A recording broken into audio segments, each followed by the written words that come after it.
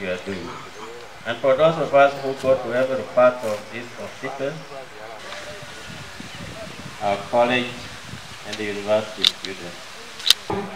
When you have to go to university, I want to speak to the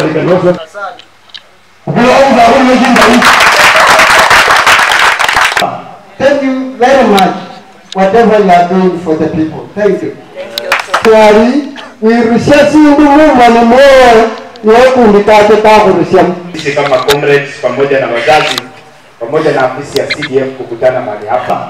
Thank you very much, whatever you are doing for the people. Thank you. Thank you, sir. Yabona yokumisha hivi. Umzojodizi. Kisiwa, Kapchai, and elsewhere. Mimi ni mheshimiwa na ni mbunge, nilipikiwa kura na watu ya Kapchai.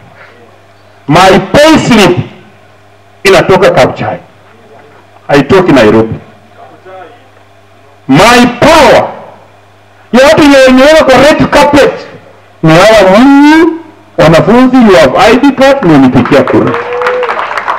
My bosses are in Kapchai. There is no day I will have allegiance to anybody other than the voters of Kapchai constituency. The intimidation we are getting as members of parliament, starting from the way they are badly harassing and intimidating Peter Salasya. I want to tell this government that you have touched in a wrong way. Those are the youths of this country. Peter Salasya is a popular person. He has been arrested on unclear accusations. We don't know why he is being accused. Eti aliongea maneno mbaya.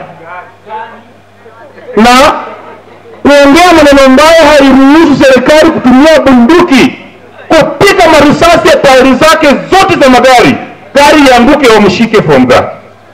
This is a honorable member of parliament. Where you can just come to parliament, akimaliza debating na unamchukua unaenda kuindoreketi yeye. He can't run away from parliament. Number two, tonight I have seen another intimidation to our son of this soil. The son that knows the problems of the people of Bungoma and Trans Nzoia. The man that knows the problem of the people in Western Kenya. One, Mheshimiwa George Natembeya. Anybody going to arrest Natembeya will first come and arrest all of us before he takes it. We can't allow intimidation. 5 years itakwisha.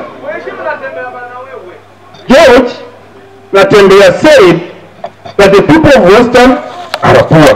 And indeed we are. Why do we want to have bloodshed everywhere?